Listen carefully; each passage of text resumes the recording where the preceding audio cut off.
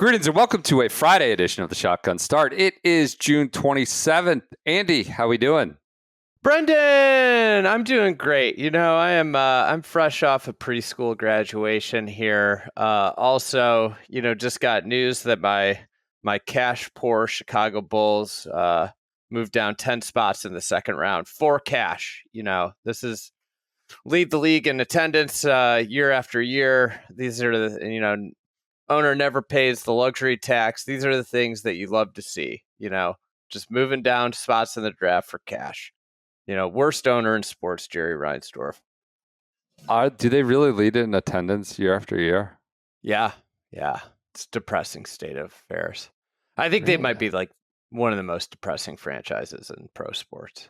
Yeah, it's underrated. Everybody glorifies what happened now almost 30 years ago. God, they really do. 25, 24, 23, 22. They're like tops and everything. Yep. Tops in attendance records. Terrible front office, mid-level coach. You could blame the consumer here. Extraordinarily cheap owner, and that is a recipe for disaster in the NBA. Why are they showing up? Mid-level coach who got an extension because some other team wanted to hire him, but you made that bet. We extended our front office, who's been an utter disaster. An utter disaster. We extended them. It is just sheer depression, being a Bulls fan. Kind of great right now. Sitting pretty as a Cavs fan. We might get a sponsors exemption into the finals next year. Just straight fast track into the finals. As these East teams sort of get injured and flounder about. Now we'll find a way to not prove it in whatever round two. But you talk it about is kind of interesting. A crazy turn of events in 5 weeks for the Cavs. Then have Tatum. Tatum and Halliburton go down. It's interesting. Do you have any comment on the Illini's draft performance last night? I think Will Riley going to the Wiz. Brendan's Wizards. Yep. I was excited to see that. He could be interesting. It's going to take him a couple of years, but Kasparis going 20 was late. I think he'll be good at the Heat. I don't think either of them are going to be superstars, but the NBA draft has lost a little luster, I feel like. I don't know. Oh, yeah. Just felt like bigger, more consequential in a way. Like this is, I guess it is when you get a transformational number one pick. But after that, it just feels, I don't know, just feels like a lesser of an event compared to when we were growing up. You're speaking of from two teams that don't pick regularly. My team picks between 9 and 13 every year. Yeah. Just outside the range where you might get a superstar. You got to kind of hit the lottery. We might have with Matas Buzelis, but you guys didn't even have picks yesterday. No. You've thrown shade at the NBA draft when you didn't even have a pick. That's not even about this one. And this one was a consequential one.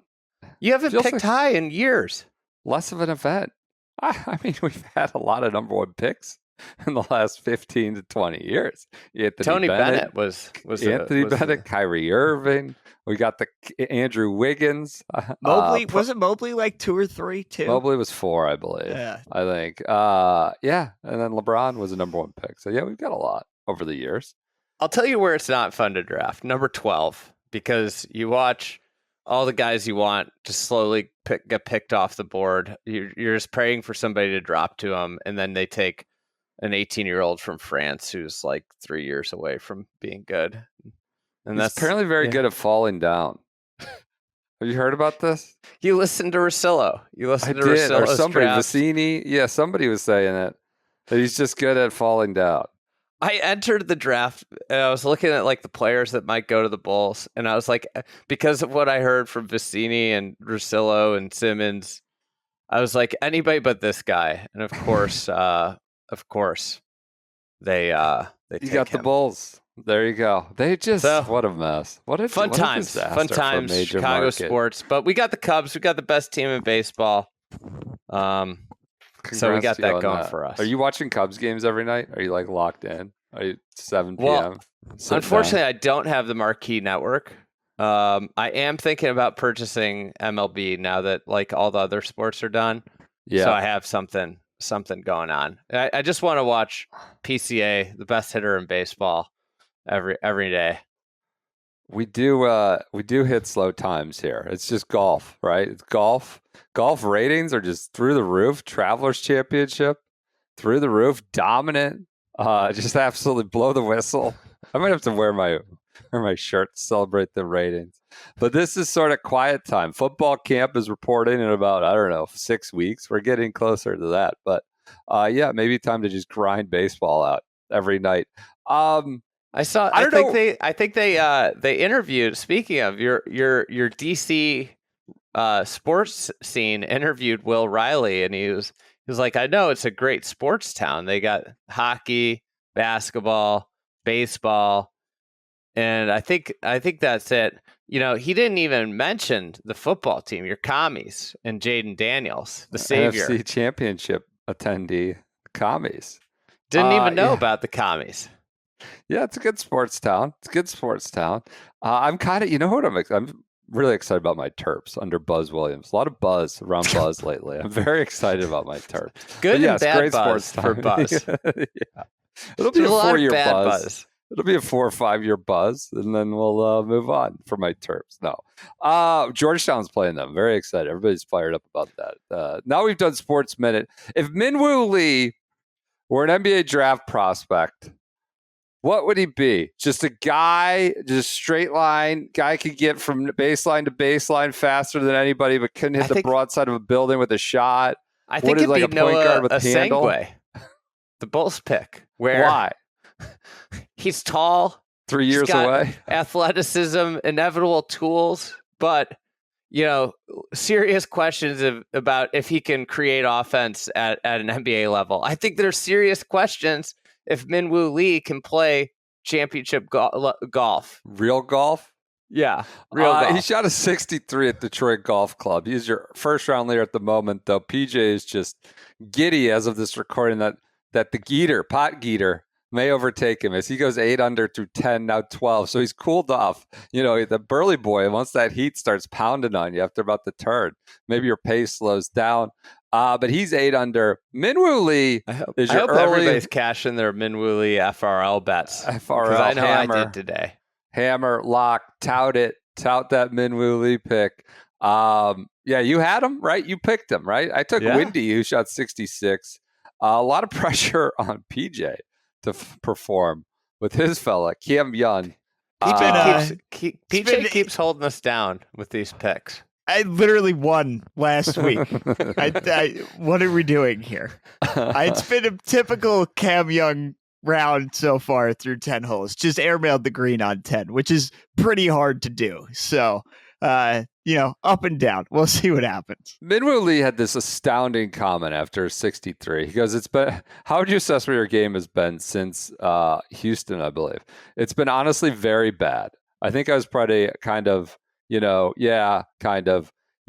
didn't feel great on the course, especially playing at a course where when you hit it in the rough, you've literally got the hack out. Oakmont, Memorial, most of the signature events are just very, very tough.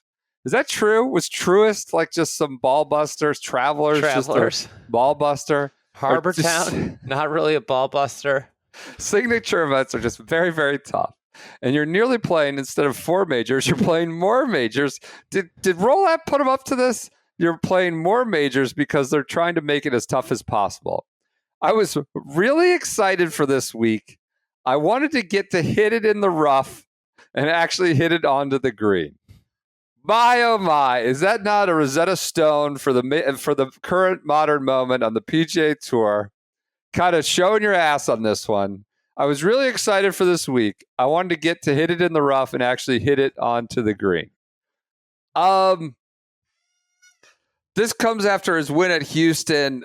We've kind of, is he a one-trick pony where he can just hit it? He's obviously incredibly talented. He's won in Australia, has some elite, incredible natural skills, but played really well. Won in Scotland. He won the Genesis. He did win. Yes, he won a couple of years ago. Did he win at Renaissance or did he win somewhere before they went up there? I thought okay. I didn't know if it was one of the other ones. a very skilled golfer. He's just really struggled to do anything. And I think the fact that everybody expected him to do well and then boom, goes and shoots 63, it's sort of this feeding into the narrative that all he can do is just go 190 ball speed and send it all over the yard and wedge it from the rough. But that's a tough quote. It's a tough quote for non-signature events. Tough quote for Detroit Rocket. Tough quote for Minwoo Lee, in my opinion. It's awful. I mean, not necessarily for Minwoo Lee, but just I think like what it underlies is like I don't understand how these guys can then say that we shouldn't roll the ball back, because the reason that you could just hit greens from in the rough at places like Detroit is because you're driving at 350 yards and then every hole is a wedge. But if these holes presented like 7 irons into the green, this isn't. I think in 1985, the driving distance on tour, the leading guy was like Dan Pohl at like 280. Michigan's own. Yeah. That was like kind of the numbers that they were around. Mm-hmm. And then there were guys like you're in the middle of the pack on the tour and you're hitting 260. Just like want to do some math. If you hit the ball 260 yards and the hole's 410 yards, that left 150 yards in. At that point, from 150 yards, you were hitting like a 7-iron. Today, guys hit pitching wedge from 150 yards. On a 410-yard hole, they hit it 300, let's just say 320 yards. It leaves 90 yards. That's a lob wedge. Like just the way that a golf course like this, how out of scale it is. I think that's something that was lost in the discourse around PGA Frisco last week with the women. I saw Mel Reed's comment about how they play longer courses than the men, and they should play shorter courses. And what she failed to acknowledge is that the men they're playing a game that's completely out of scale. Completely out of scale.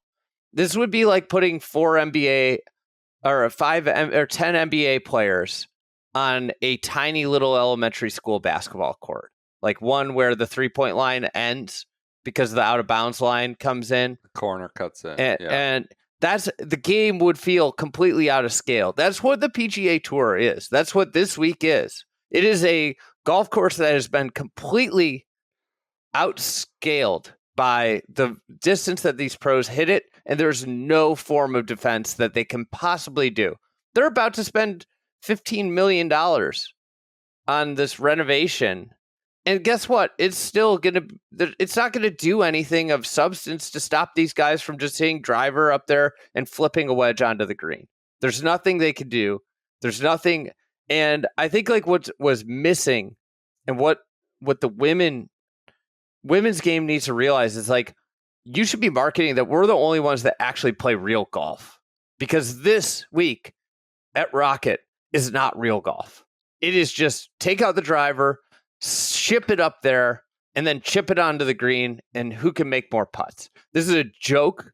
And when you watch golf like this, it is just like, I don't understand how anyone in good faith can say that the men's professional game would be in a worse spot if the ball went 50 yards shorter, because this golf course would actually be a relevant test of golf if the ball went 50 yards further. But you know what? We've got great American corporations like Acushnet standing in the way and paying off players and everybody that can to say otherwise about the rollback. So there you go. That's your rosy outlook on the Rocket Classic. Minwoo Lee, though, was it a good quote for rough? Seemed to suggest that I need 5-inch rough. Should we just have 5-inch rough everywhere? I don't know. That brings the reins in on me. I'm kidding. But yes, I do think like Memorial is like does set up well, but that they also have like 50-yard wide fairways. And Minwoo Lee, like where he struggles there is hitting the 50-yard wide fairway. I mean, like this golf course is just it's It's cool though because the course is in the city. This is exactly what you want. Everything for this dead zone between majors and the height of the summer, a real American city, and the course is within city limits. It's what you want. It's exactly what you want. If the ball went 50 yards shorter, it would be great. It would be awesome. But these guys are just they're so far up their own asses on tour that we are where we are, and people like it caused the USGA to throttle back the rollback, and we'll probably have like a fairly insignificant rollback, and Detroit Golf Club will continue to be a completely irrelevant test, no matter how much money they spend. Someone who's been up his own ass a lot lately in the last 4 years is Zach Johnson, and he's in there though. Like we talked about. You could totally go speed demon here, right? And you probably will get a speed demon winner, but there is room for just a David Eckstein type going station to station and just plotting your way. No, you're at a disadvantage, Council, but it's available. It's available to you. And you got birdie boys like Lee Hodges, and I mean Potgieter and Minwoo are of a certain type. Then you have Putnam and Zach. Lee Hodges, you got there's like possibility. Thorbjornsen, God, this is just such a predictable paint by numbers leaderboard. Really, it feels like with these speed boys jumping right back into it. But I know you're happy for Zach. Should we put him back on the mule wheel? Is he on the mule wheel? Listen, I think Zach sees that there's a window here. He can get relevant, get hot. He can get himself into that team room in some way. To be clear, Zach is on the wheel, and I look forward to him being chosen at random someday. For people that don't know what the wheel is, go ahead. PJ put together a little. He's calling it the mule wheel. Not everybody on it is a mule. I think I insisted on the mule wheel name. So PJ's not comfortable with putting Brooks Koepka on the mule wheel. I felt like there are some guys on there who I wouldn't necessarily call mules, but for the sake of the argument, sure. So it's a mule wheel. It's for our CBS show every Wednesday. We spin the wheel. Hopefully we'll spin it a couple more times next week. And then whoever it lands on, the person that's up has to make the case for why they're on a Ryder Cup. Brendan drew Kevin Kisner last bad draw. Tough to make the case. I kind of enjoy it. It's like having to defend like a murderer that was caught with blood on his hands and the weapon with his finger. Like, but you take the case. You're the public defender. You got to go. And so I had no prep. I went with Kisner. Apparently, BJ's saying the people from CBS may think that this is not a bit. But posting it to their YouTube channel as in why they need to be considered for the Ryder Cup. Why Kisner, Hoagie, and Keith Mitchell must be Ryder. So we're going to just get blasted in the YouTube comments on CBS.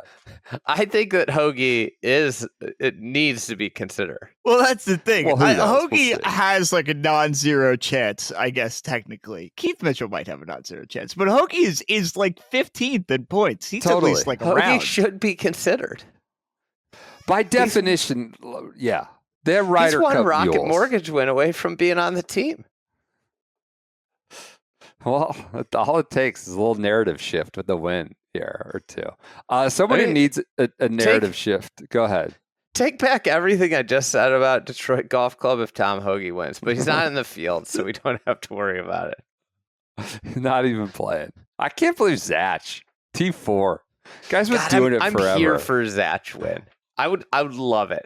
I feel like my favorite thing that happened this entire year in golf if Zach won. That would be fun. Would you rather win the Rocket, or would you rather just the absolute storm of content that would come out of winning his hometown John Deere next week? What if he went on a Midwest binge and won Rocket and John Deere? And like 3M. He'd have to be on the team. Let's stop this. Stop it. I think he'd take himself out of the running. No, he would not. No, he would not. I think he's had enough of being lambasted for Ryder Cup failures. Does he really want to put himself in the crosshairs again? He'd tell some fans, some New York fans to F off for sure. Yes. Enough. Don't serve me. I just realized my daughter's stuffed animal is right over my right shoulder. Looks like that happens. That happens. Check it out on YouTube. Someone who'll be at Bethpage is Collin Morikawa, who's in Detroit. And there was this big kerfuffle. It's a tussle. He's let go of Joe Griner. Members. He's split with his second caddy in 5-6 weeks. He's having his college teammate JJ or KK, not JJ, KK Limhusut. His former teammate at Cal is carrying the bag, but he split with Griner. We didn't hear about it until like Tuesday morning. Adam Schupak wrote this up in a golfweek.com article. Then went and asked him about it in his pre-tournament press conference. And Collin Morikawa had like an odd reaction to it. I read your article you wrote. I'm not here to tell people how to do their jobs, but I don't get why you would make me sound bad because you put out my quote that I was playing with Pro-Am partners out front. Those guys are paying a lot of money. They're important to the community. They're very important to the Rocket Classic. And for you to put out a quote like that, to put me down and saying, hey, wait 2.5 hours. I mean, you called me up on the first tee, you know? I'm not going to tell you how to do your job. You can write whatever you want. This is America. But don't put me down like that because it's 2.5 hours, Adam. Adam said, this Schupak said, I thought I actually gave you credit that you're focused on your Pro-Am partners. Okay, we can read it differently. That's now how I read it. Adam went, like a reporter might, to the first tee and said, who's going to caddy for you? He says, just wait 2.5 hours until my press conference. I don't want to tell you now. I kind of fine with that Morikawa response. To me, this became like way more than it needed to be, and probably is. The social media managers of every major publication teed it up, queued it up, set up the carousel with a dramatic caption of Collin goes after reporter, Morikawa tees off at reporter, heated exchange with reporter. I honestly just don't think this is anything on all sides. Like, I don't think Adam Schupak should feel offended or upset. I don't think Morikawa should feel offended or upset. This feels, though, like the second time that he's made like sort of a story out of kind of putting his foot in his mouth or calling attention, Streisand affecting something. He did at the Players when we sort of moved on from Bay Hill. And he says, I don't know anybody anything. It's a very weird, it's been a weird year for Collin Morikawa between the caddy carousel and the media tension, I guess you could call it. I don't even know if it's that bad. I think it's just a weird turn of events. Since when it's been weird? What? Since we saw his dog shoes Boots. on Netflix. It's been weird since then. Honestly, it's been weird since Netflix. It has. I legitimately think some sort of veil came down on that. Like, I don't think that was positively received. I don't know that it was like a total negative, but you know, he hasn't won. Separate issue. Hasn't won on the golf course in 2 years now. And that can get to you. I think he doesn't want guys coming up and asking him on the first tee, but well, he said that he wanted people following around asking him stuff every day. 2 months ago, he said he basically wanted you following him into the shower to ask him questions 24/7. Then he took a swipe at it again today. Went back. He's like, I only have a problem with you, Adam. Just it's strange. I kind of want to give him grace, quite honestly, because I think he's struggling. Clearly, he's going through with the caddy. Has game's not terrible. He's just not been. It's one of these guys that came easy, right? It came easy pretty quickly as a pro, and you're not going to win every year. You're not going to win every month, and I think it's kind of been a struggle to figure that out. Whether is it the caddy? Is it? I don't know, the media's fault. It's definitely the media's fault. He was adamant he takes responsibility, but this is just so not a controversy at all, and he kind of made it into a bigger thing. It's weird. Yeah, I mean, like you look at his stats, he's the strokes gained don't tell you everything, but he's 8th in strokes gained total on the year. He's 2nd in tee to green. Like, he's playing good golf. Obviously, I think like he's got to find a caddy that works. I think like he clearly like. I mean, this is again to the subject of caddies, right? He could be really hard to caddy for. He could be, but like this is also. I have no idea. There isn't this like end all be all caddy god that's going to be great for everyone, right?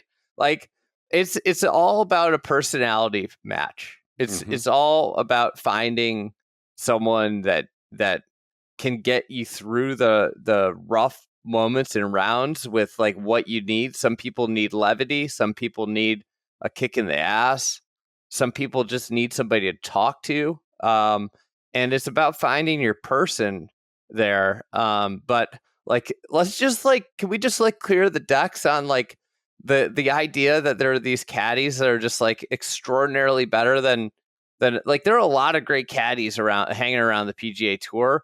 And it's more about like the chemistry with said player and their personality.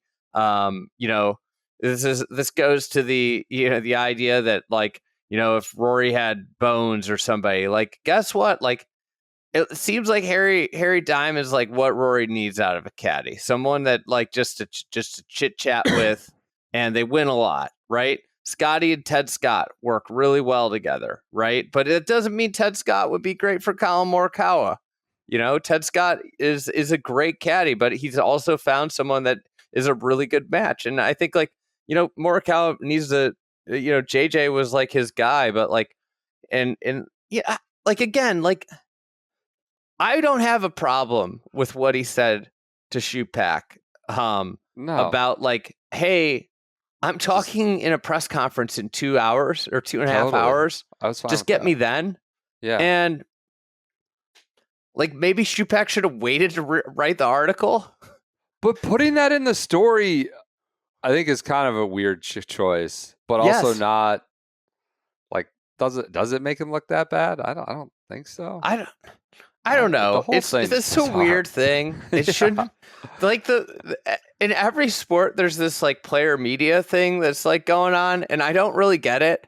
Like nobody cares about this. Nobody cares about players and their interactions with the media. And I couldn't believe the social media posts about it yesterday. I think like media members need to realize like these guys don't need to talk to you.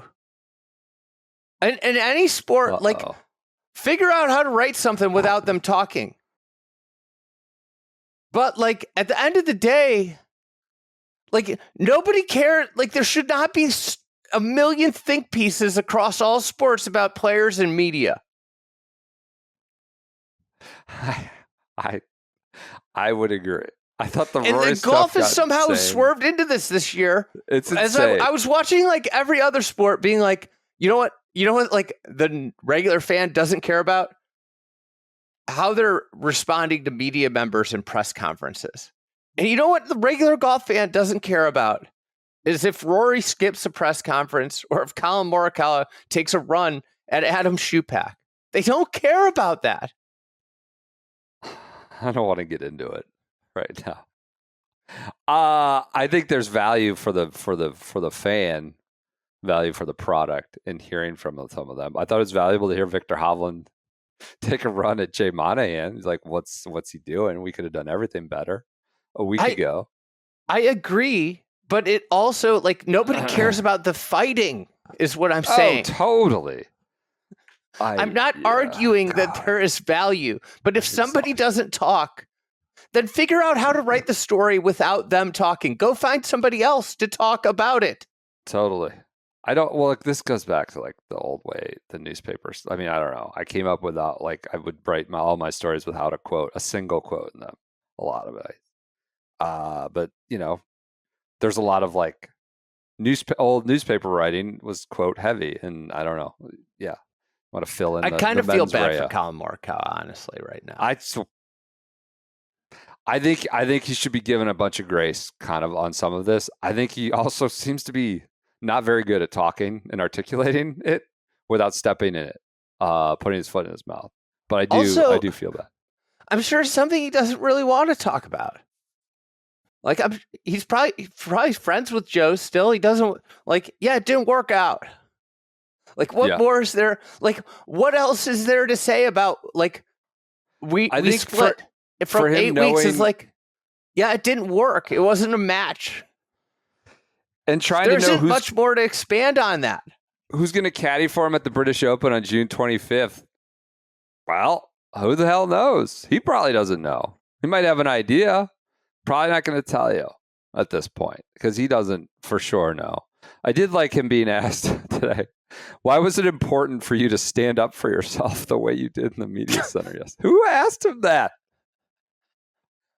Who asked him that? What a absolute softball. Why was it other part of it? Was he standing up for himself? Why is this a thing? Why was it important for you to stand up for yourself? Because I think everyone should. That's true. You should learn how to do. The whole thing was so ridiculous. We've talked about it way too long now. I didn't even intend to do that. I'd rather talk about the Cleeks article and a few other. Nick Watney got some more stuff to go on Friday. Pace of play has been cured. You know what else has been cured? The best cool fabric out there. Holy cow. On Tuesday, after we recorded this podcast on Long Island, it was a absolute furnace. Just total furnace. Close to Mutton Town. You know, I called PJ yesterday, and I called him, and he goes, "Hey, I'm driving through Mutton Town, actually." I was trying to take a picture of the sign to send to you, but I didn't want to get in a car accident. So I'm glad you called like 5 minutes after I passed the sign. It's perfect timing. There's some interesting town and street hot week names in Mutton there. Town. Yeah, it was hot. But fortunately, we had our Dratty cool fabrics with us. We were all four people in my foursome. Not the same color, same fabric, right? Let's be clear. But we had the same shirt, different colors. That's right. I was in one color, you were in the other, and Billy Dratty was in the same shirt in another color. Sort of a light blue. I played with Billy for it was more than 4 hours. Played with Billy for the full 18-hole round. Our little member guest out there stayed cool. Shirt stayed cool. Shirt was not the worst you could do is get a Lucas Glover situation where it becomes like a third skin and it's just like stuck to you. Second skin, it's just stuck to you and it's heavy. It's impeding your swing. This stays airy and light and fresh. You can't. Are we still doing the giveaway, PJ? We still have the cool.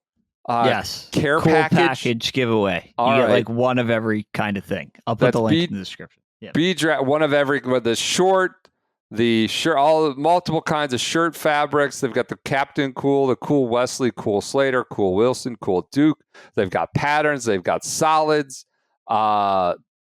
For my money, like either pattern, you could be a pattern guy, you could be a solid boy, whatever you want. It's the fabric for me. Like they sent it to us at the Masters, and that was like the first time I really got up close. I think in this fashion, it's incredible. It's so good. It really is sort of and they took forever to not forever. They took a while to develop it and didn't want to rush out mass-produced garbage. And I think they kind of hit it. I really do like it. Billy was pumped about it when we played with him on Tuesday. They've been supporting us forever. Go to bedratty.com. You can use the promo code SGS30 for 30% off. I would recommend the cool fabrics nowadays. Could get some mileage out of those the next 2 or 3 months. And enter that giveaway. The link will be in our show notes. The URL is bedratty.com/pages/fried-egg-golf. That's /pages/fried-egg.golf at bedratty.com. But just hit the link in the show notes.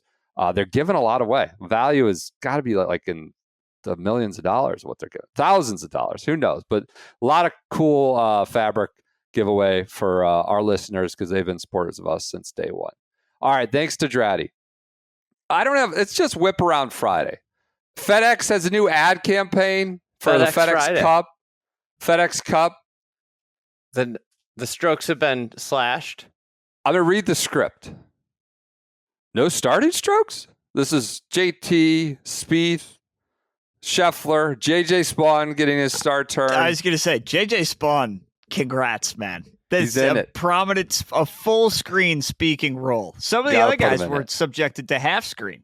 JJ Spawn got full screen. What about, is there any appearance of... All right, gentlemen. Welcome to Congressional Country Club. This Today, that persistent... purely a PGA Tour production. Would have been a better ad if there were. But. Don Ray, I'm sure, would like to be involved. No starting strokes? Seriously? What? No more head start? I believe Spawn had that one. No more head start. This year, tough just got tougher. I'm sorry. What?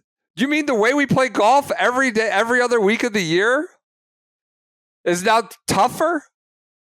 This year, tough just got tougher. It's an even playing field. May the best win. Straight up. Straight up, JT incredulously says. Straight up. Boom. What? I think you're underrating the best part, to me at least. Yeah. Is straight up Paul Abdul comes in right at the end as they put the schedule up for the 3 playoff events. That popped for straight up by Paul Abdul. I love that they just somehow put this insane obstacle in front of them. Like this, now you got to go uphill both ways. The tough just got tougher because we're all starting at even par. Yeah. The notion. It's a great ad. Love it. And they send these guys and basically put a gun to their back. You got Rory there looking stiff as a board saying, may the best win. Like they send all these guys in there and they have to cut the promo for them. What surprises me is that they don't get like the guys in a good mood before they record these sound bites. Like it feels like they are like laboring in any of these promos. Yes. Yes. Yes. That's how it comes across. I guess that our team, whenever they ask us to do marketing content, probably would have some. We just don't do taped well. You could let us rip, and we'll start talking about the ringtone of Larry Nelson or something. But if you give us a script and have to read it, we'll look terrible. Other news. You know who was behind? You know who was behind all that? It was behind that ad, right? No. Who? Well, thanks. First of all, thanks for saying I don't sound defensive. Spitball and Andy White is in the news because of Fan Forward. Apparently, they're optimistic that the DMD inclusion, the new pace of play policy, is just overhauling, dramatically cutting into the time. And it's an area we're committed to addressing on behalf of those fans as well as our players and our partners, Andy White's. We know there are a lot about pace of play. We know there are a lot of things that go into the speed of play equation, but we're committed to finding the right solutions and tackling it from every angle. What a bunch of gobbledygook that is. We're committed to finding solutions. We know it's important. But this is from Gary Young, said it's seen massive improvement on the Americas Tour and the KFT Tour. Said the number of timings that have taken place has been reduced. We've gone from 10 bad times during this time period last year to 1 bad time since the change in policy. There's no doubt about it. The warnings themselves, when a referee goes out to warn a group, it's carrying a lot more weight. There's no doubt about it. The modified pace of play policy has had a big impact. There's a sense of urgency that's developed on the player behavior side. The good news, they're playing faster. The bad news, the flip side, is that you're removing the skill of figuring out your distance when you're off the fairway, or conversely, the advantage of hitting the golf ball on your golf hole and near a sprinkler head to get a score, a yardage. So like that.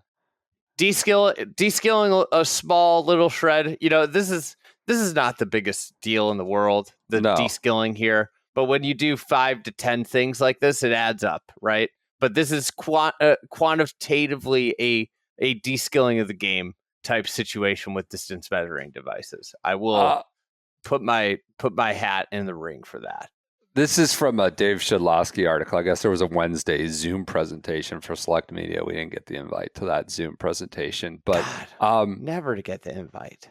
They said the tour recently completed a trial on which on PGA Tour and Korn Ferry Tour, allowing the use of distance measuring devices. ShotLink data indicates that pace of play increased by 5.1 seconds on shots from the fairway and that pace increased by 5.1 seconds on shots from the fairway and 4.9 seconds on shots from the rough. So they cut 5 seconds essentially by using DMDs. It's kind of a tricky language. Pace of play increased. Does that mean they went faster?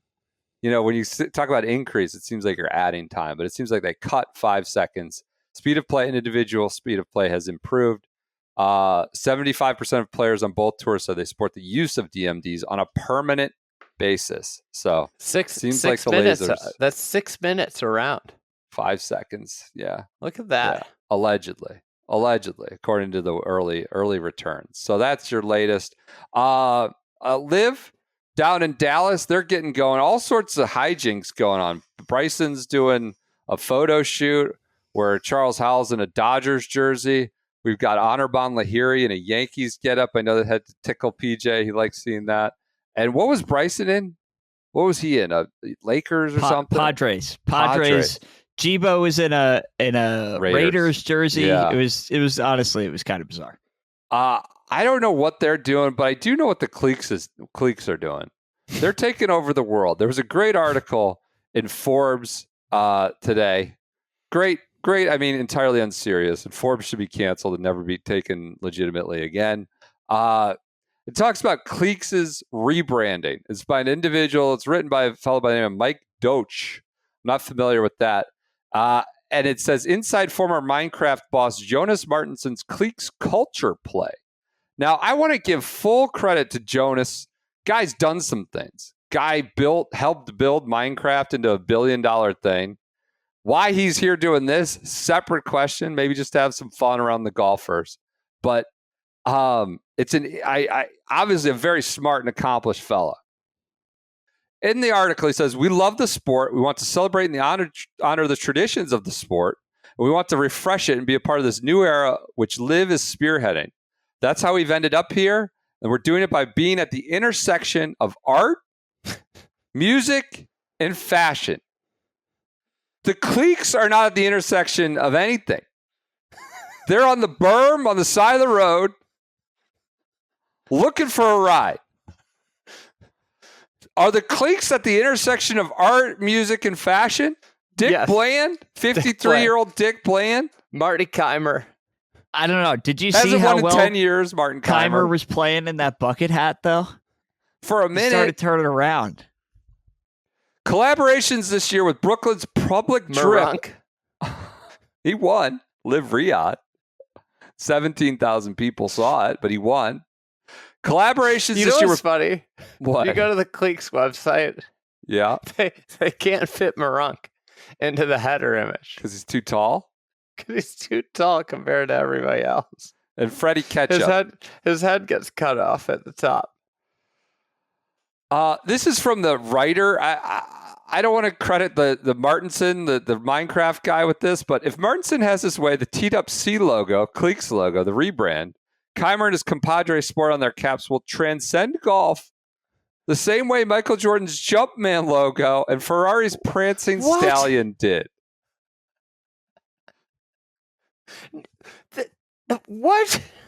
The Cleeks C was just put in the same sentence as Jumpman and the Ferrari Stallion. Now, this is not a quote by Martinson. Maybe he had suggested it. This writer wrote this in Forbes magazine article.com, whatever it is. This is a statement that was written. Cleeks C. The first step is having people develop an affinity for the Cleeks. Well, that sounds like a big effing step there. Nobody knows who they are, let alone do they have anything but total ambivalence and apathy. Do you know how many Instagram followers the Cleeks have? Let's go 17,000. It's 12, going to be like 12.7.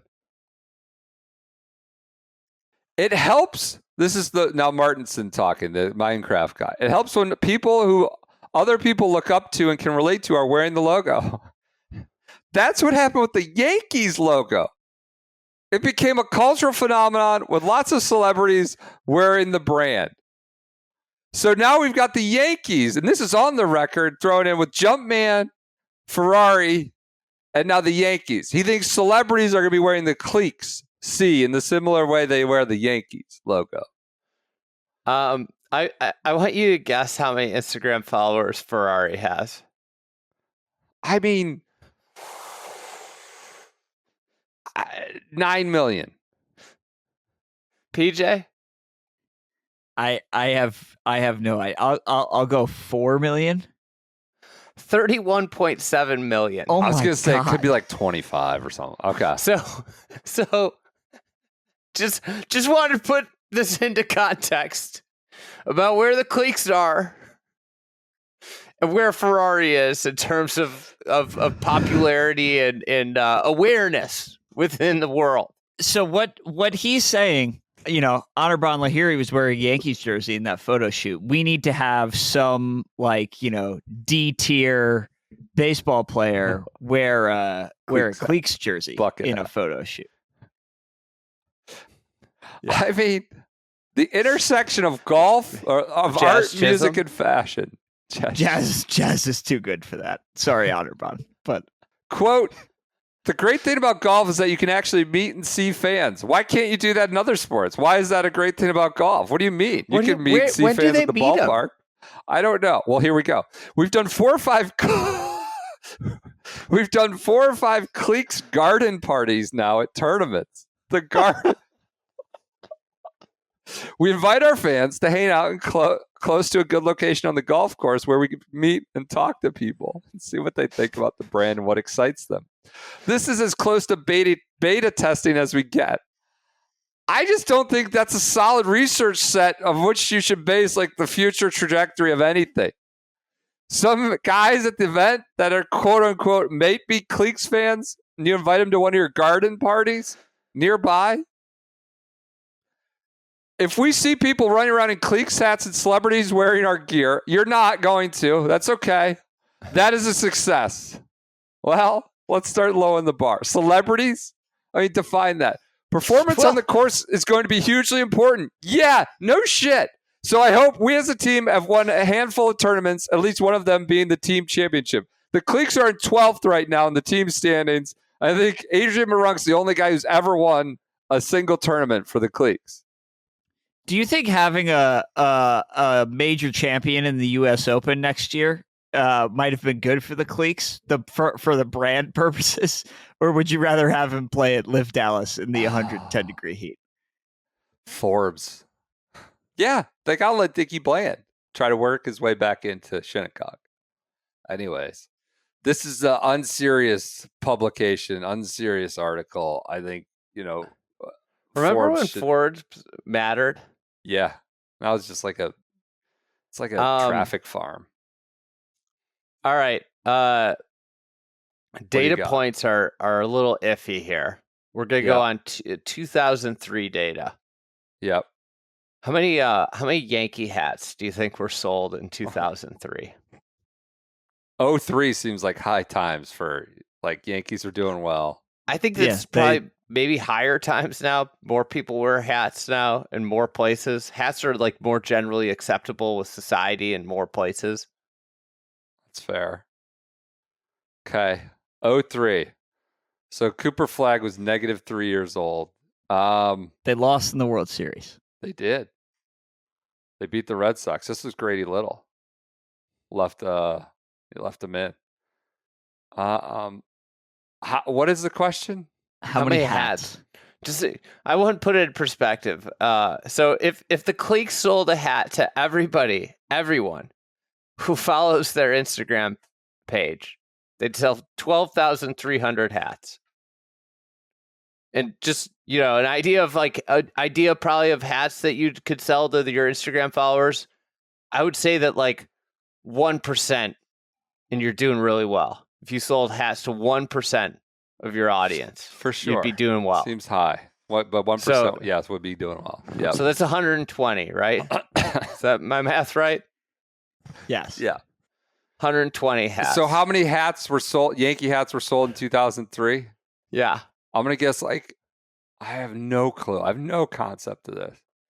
Best selling team headwear in sports in 2003. I'll guess 500,000. 20 million. 20 million. What? Hats? In a year? Is that units or is that dollars from hat sales? Sold over 20 million caps. There's only 300 million Americans. Well, I mean, you go anywhere in the world, you'll see. That's true. Hat. So I just want to put this in perspective. I want to shine a little perspective of the Cleeks, where they are today and where their aspirations are. They're building. Well, it's good to have goals. It is good to have goals. To be fair, the guy in the article said this is not a short-term play. Yeah, it's a 20-year horizon.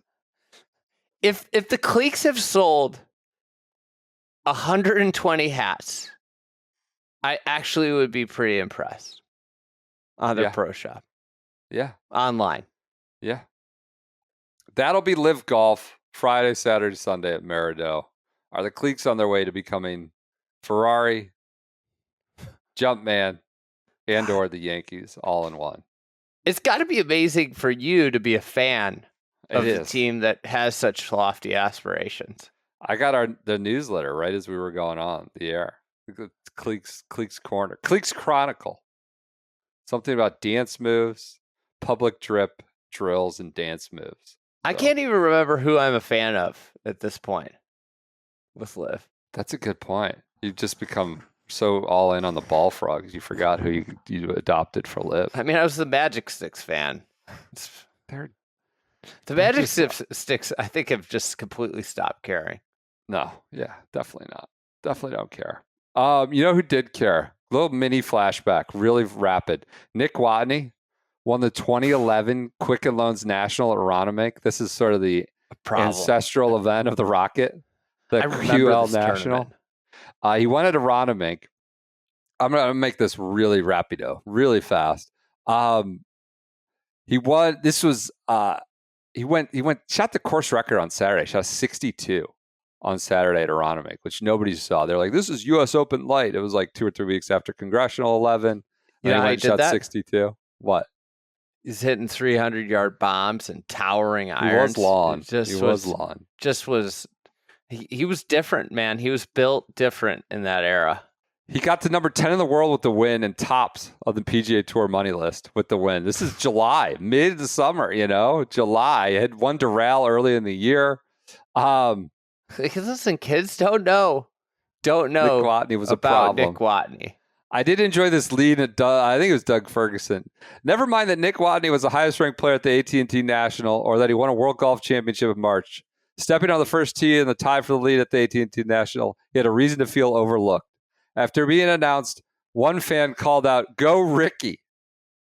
Several other fans in large gallery wore bright orange shirts and flat brimmed caps to show their support for Ricky Fowler, 22-year-old that's tied for the lead and going for his first PGA Tour win. Said Watney, he's obviously a very popular player. I think his time is definitely coming.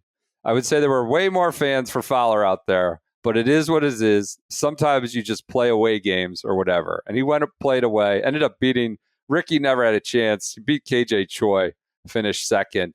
But yes, it's funny to see 14 years later, the sponsor's exemption delight. Back then, his time is coming. He beat up on Ricky. And someone was calling him Watley. He's just trying to, guy was number one in the money list. A quick nugget on Watney's career. Obviously a big Fresno guy. Lives in Vegas now, works with Butch, was like a big practice round player with Tiger.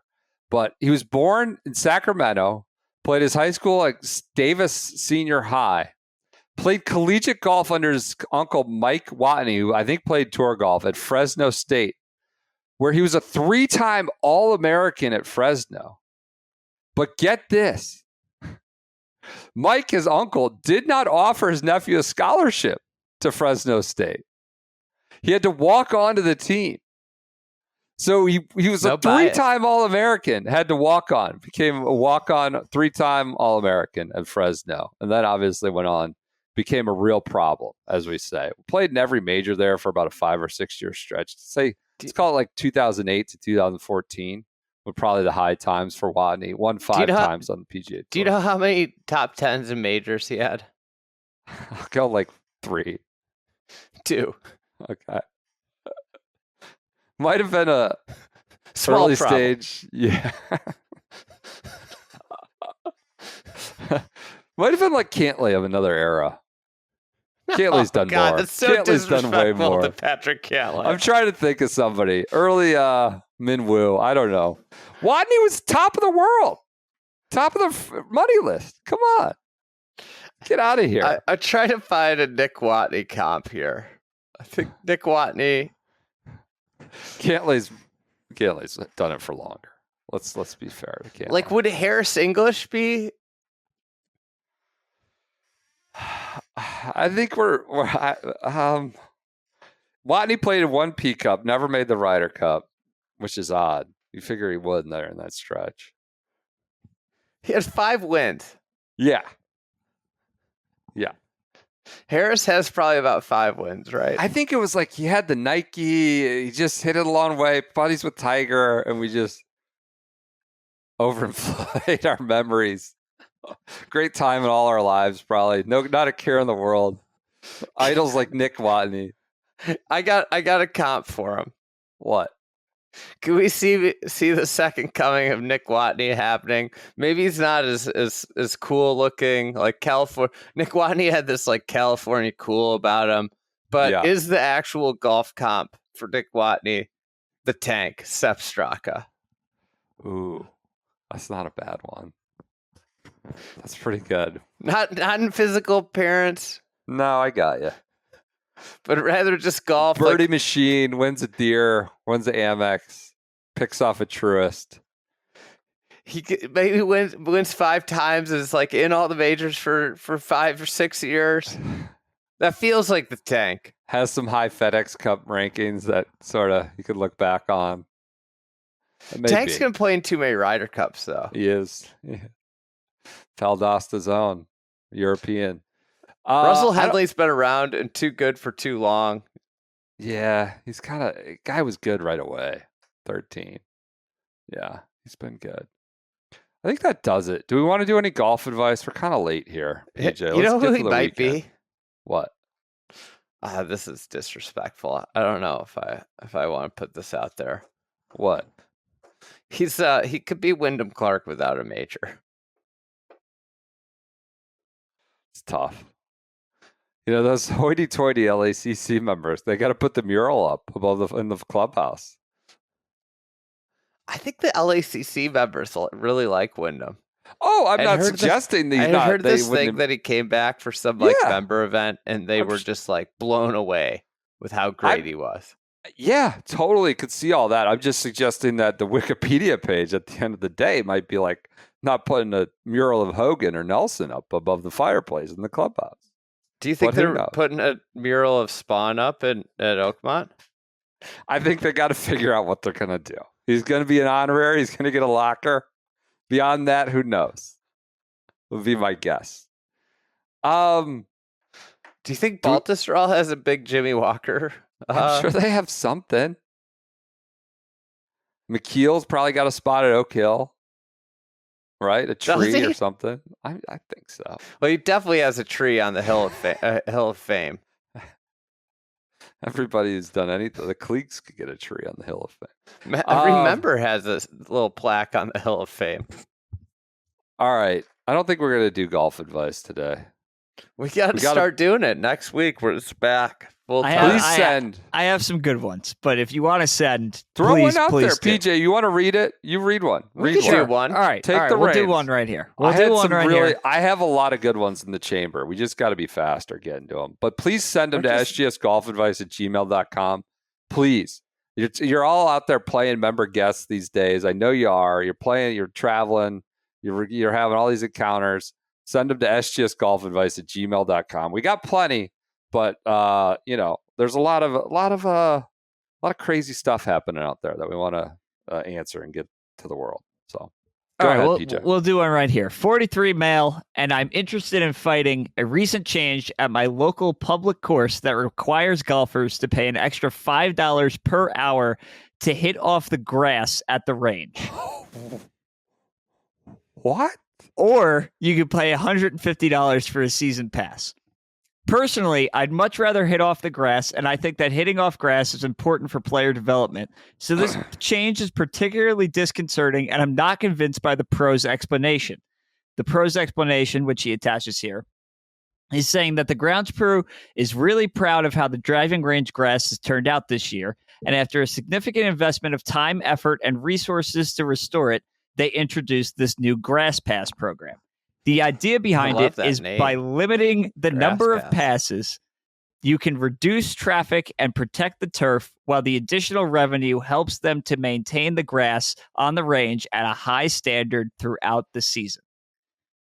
Our emailer would like to add that he has not noticed a problem in past years, and they have roped off the grass areas at times in previous years for maintenance and rest, which of course he says is fine. So he's asking SGS, is this a legit change, or is $5 an hour for the privilege to hit off the grass at the range scummier than selling 17th hole pond water? That's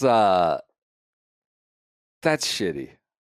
Look, I know we live in a capitalist society and dynamic pricing and all these, everything's getting marked up and everything costs money now. It was once free or courtesy. $5 extra? Or $150 for the year. Well, just do the year and go hit off the grass. I guess my question would be, how often do you use it? Sure.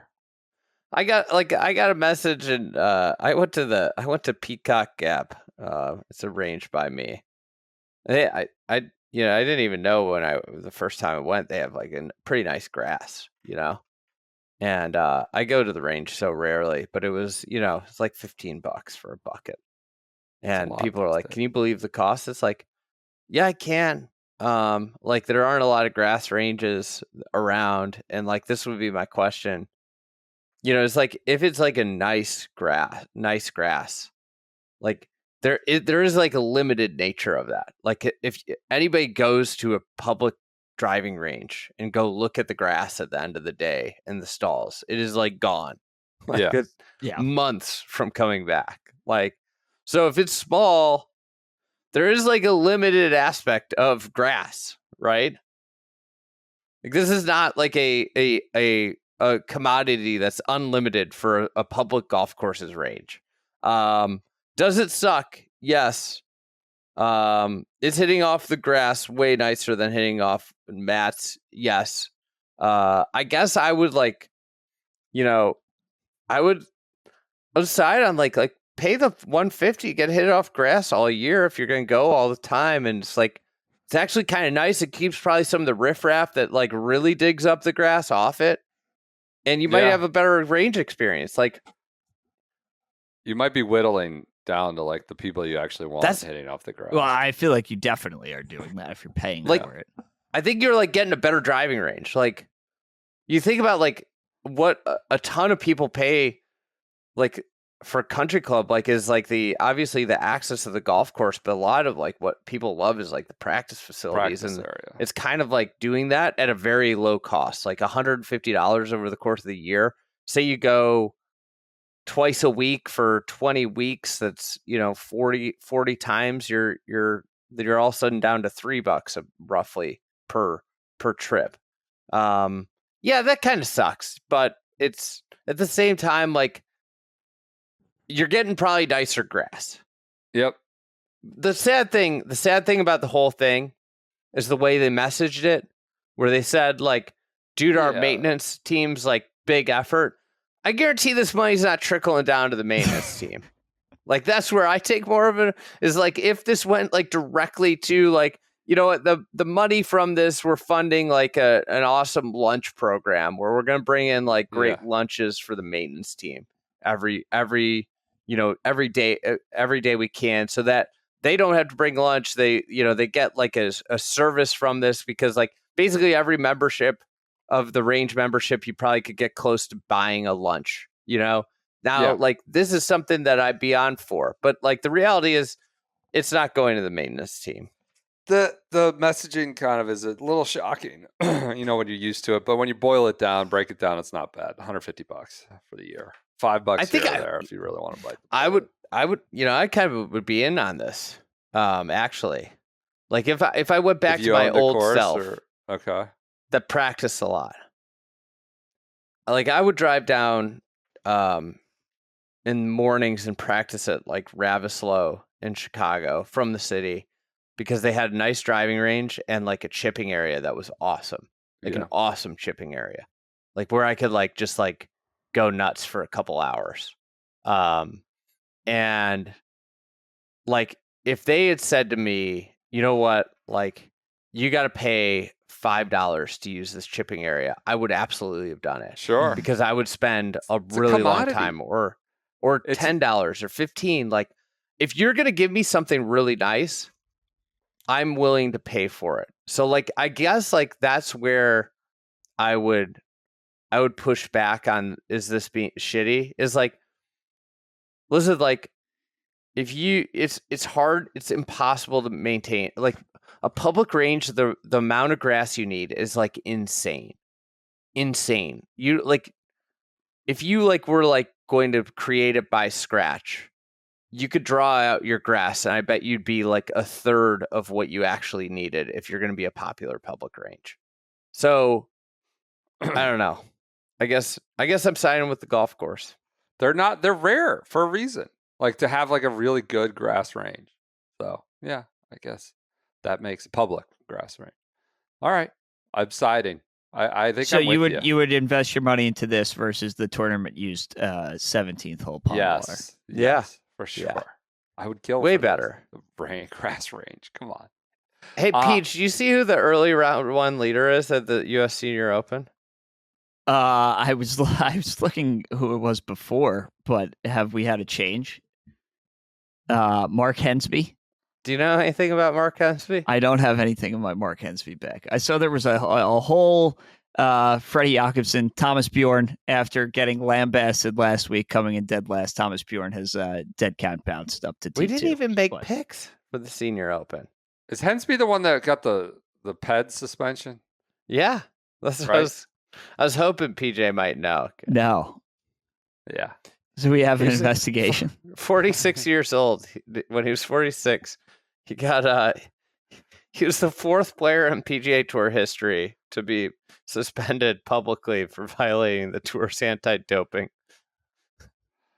Maybe he was just prepping for this. Clearly, it was a bad test, I believe, false positive or something like Call that. me stupid, but don't call me a cheater. Was his quote? Yeah. Him and Big Poppy and everybody else, just bad test, false positive. I was gonna read one more, but we'll bump it. Just trying to get people fired up for the return of golf advice. Should I throw one more out there? Yeah, I'll read it. Why not? The answer takes 1 second. I know that. The advice is 1 second. Ian, 44, was shocked to be interested in fighting over this weekend. I preface this with saying I've been an angry golfer throughout my life. I've thrown clubs, slammed clubs, yelled, etc. Last year, a close friend of my club very literally sat me down and said, "You're too good of a guy and too good of a player to get this mad anymore. You're not trying to win the state am, and you can't get mad every time you miss a green." I thanked him earnestly, and in about a year since, I haven't thrown a club, have had decidedly more fun on the course, and am actually breaking par occasionally for the first time again. I regret that it came to that, but I'm glad it happened. This weekend was our member guest, a great time, like most member guests, a member that I'm really close to outside of the club but rarely play with because our indexes are so far apart, invited a childhood friend. That same person who sat me down, who used to work for the guest, that's the same person who sat me down last year, used to work for this guest, and told the member that he had to calm his guest down a bit before the event. The guest is a big drinker and known for being, quote, a lot at his club. We get paired with this team for the silly, quote, every hole is a par 3 scramble on practice round day with another twosome. I've never heard of that for a practice round day of a member guest. The guest is, quote, all caps, slamming drinks, slamming his club when his 24 handicap swing doesn't work, and twice went into a bunker to pick up his ball out of play without raking. At one point, he told the third pair, a guy we didn't know, but in a BYU hat with a guest from Salt Lake, that they should, quote, have a few more drinks tomorrow and those MFers will fall after a missed putt. Needless to say, I wasn't impressed. His behavior continued through the week, drunk everywhere, throwing some out-of-line jabs at people he just met and yelling across the room at bartender staff in a, quote, serve me sort of way instead of we're having fun together sort of way.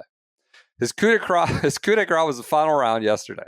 Somehow they were sitting fourth and playing one of the final groups. They were 2.5 holes behind via his 51-51-102 round. And while they weren't penalized, an assistant pro was riding with their group trying to speed them up. 80-ish people are gathered around the 18th green. So this doesn't seem to be a shootout situation. It's sort of rolling groups, member guest. 80-ish people are gathered around the 18th green, which has a severe false front, but a back pin 80 to 90 feet from the front of the green. The guest hits his approach shot to the front. It rolls back to him off the front, but somehow not down the entire 40-yard slope. His club flies 30 yards for all to see, including the assistant who was in the cart next to theirs. He proceeds to miss a 10-foot downhiller for his 7, scoops his ball, and throws it into the crowd, hitting the guy in his knee. He then, as the group behind him is waiting with his arms on his hips because they had been waiting all day for him, he then paces the green angrily for about 2 minutes as everyone is mumbling, "What is he doing?" For some reason, my guest and I were his choice to walk to immediately post around to complain about how slow their playing partners were. In speaking with the assistant this morning, it doesn't look like any action is being taken by the club. But how do I tell my friend, who is a delightful guy, that he can't ever let this jackass within 100 miles of this event again? How? You go and you tell him. The friend has to know. I mean, the throwing of the club and hitting a guy with the ball, throwing it into the crowd. Throwing it into the crowd of 80 people on 18 is... That's hard to do. I love the read the room. The guy in a BYU hat with a friend from Salt Lake. Have a few more drinks tomorrow and those MFers are going to fall. How do you tell the guy? You tell your friend, that guy was a bozo, bad guy, didn't like... I think the... sort of the room to roam at a member guest and some of these invitationals is larger than normal. You can kind of, there's a general acceptance that there's going to be some clowns, there's going to be drinking, there's going to be hollering, and it's these guys, these folks, 2 days to blow off some steam or whatever it is. Like there's a general, even the most kind of fancy country clubs understand a member guest will have some drinking and hijinks, maybe nothing too crazy. But this is way, way over the line. The commentary, and as the guest too, right? That you kind of got to mind yourself and can't be chucking clubs with 100 people waiting around the green.